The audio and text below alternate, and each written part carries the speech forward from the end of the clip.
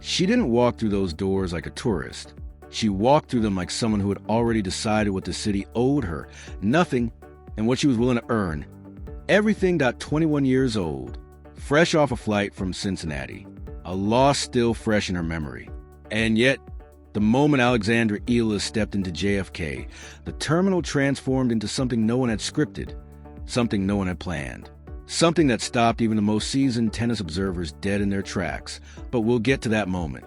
Because to truly understand what happened in that airport, you first have to understand the road that brought her there.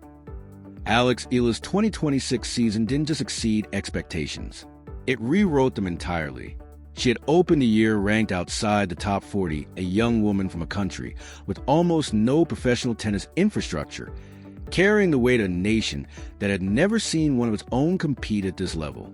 By August, she climbed to a career-high number 18 in the world.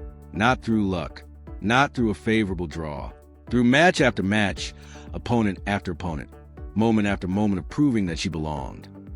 The turning point came in Washington, D.C. Alex faced a draw that read like a highlight reel of the sport's elite Olympic gold medalist Jing Qinwen, defending champion Leylah Fernandez, world number 10 Aryna Sabalenka, and four-time Grand Slam champion Naomi Osaka.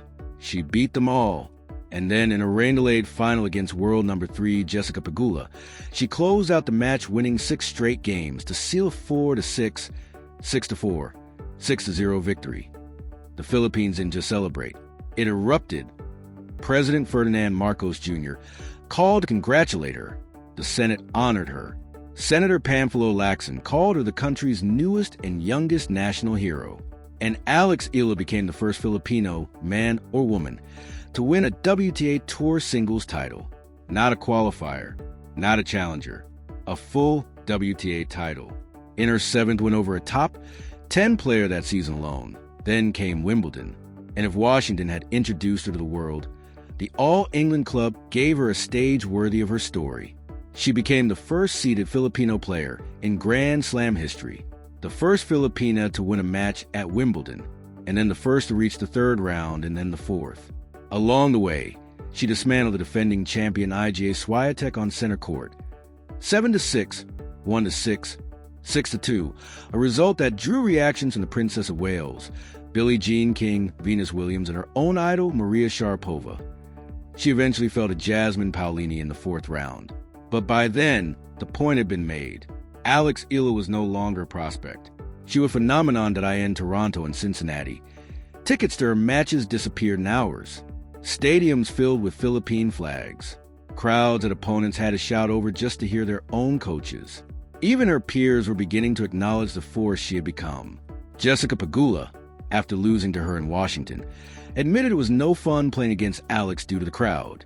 Amanda Anisimova would say, "I know how loved Alex is, and for good reason. But sport has a way of humbling even the hottest of runs." In Cincinnati, seeded 17th, the highest seeding of her career, Alex ran straight into Anisimova in the 3rd round. She won the first set 6-4, then dropped the second 4-6, jumped to a 2-0 lead in the 3rd, looking like she was about to add another top 10 scalp, and then Anisimova reeled off 6 straight games. Match over. 9-match winning streak. Gone.it was her first loss since the Canadian Open, where Belinda Bencic had ended her run. And for anyone watching, there was a quiet question hanging in the air. Would this be a turning point in the wrong direction?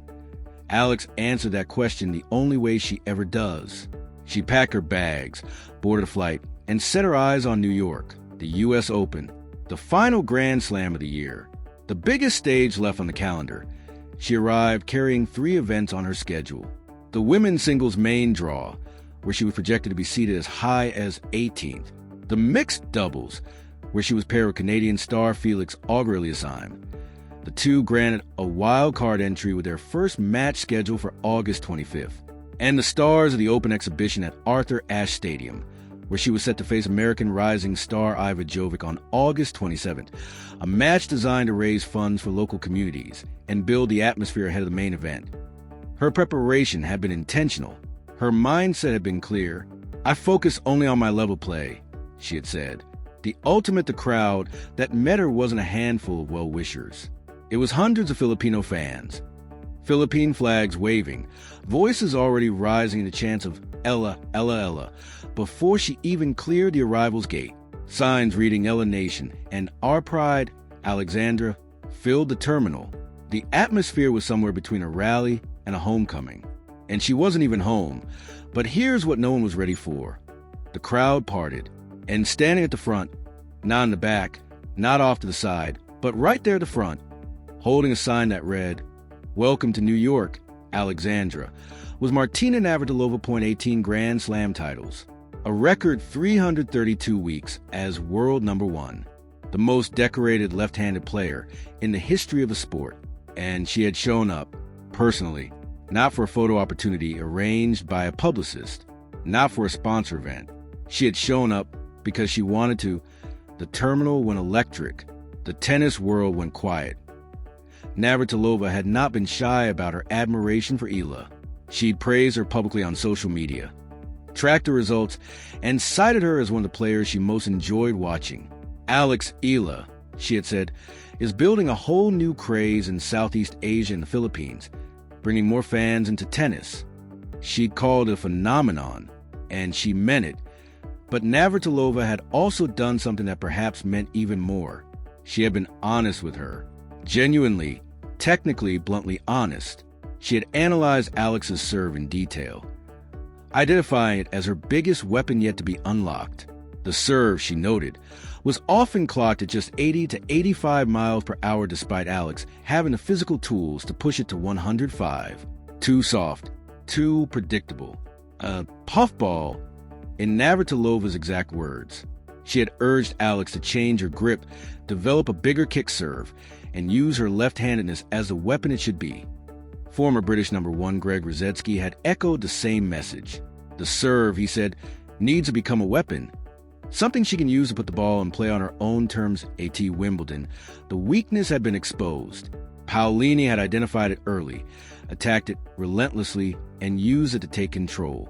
That fourth-round match had told a story beyond the scoreline, and Navratilova, watching closely, had said what needed to be said. That kind of honesty isn't criticism. It's investment. It's what you give to someone you believe in. Alex had heard it, had worked on it through her preparation for New York.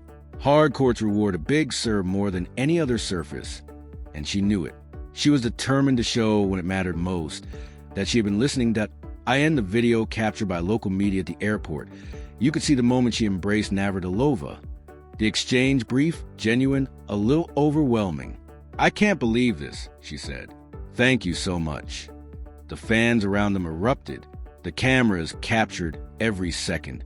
And within hours, the moment was trending worldwide. Navratilova welcomes Alexandra, flooded timelines across the Philippines, the United States, Australia, everywhere the Filipino diaspora had planted its flag. "A legend welcoming a legend," one fan wrote. "Martina Navratilova doesn't just show up for anyone," posted another. "Alex Eala has truly arrived." She had drawn comparisons before. Comparisons to Manny Pacquiao, to what he meant to a generation of Filipinos who saw in his journey a mirror their own.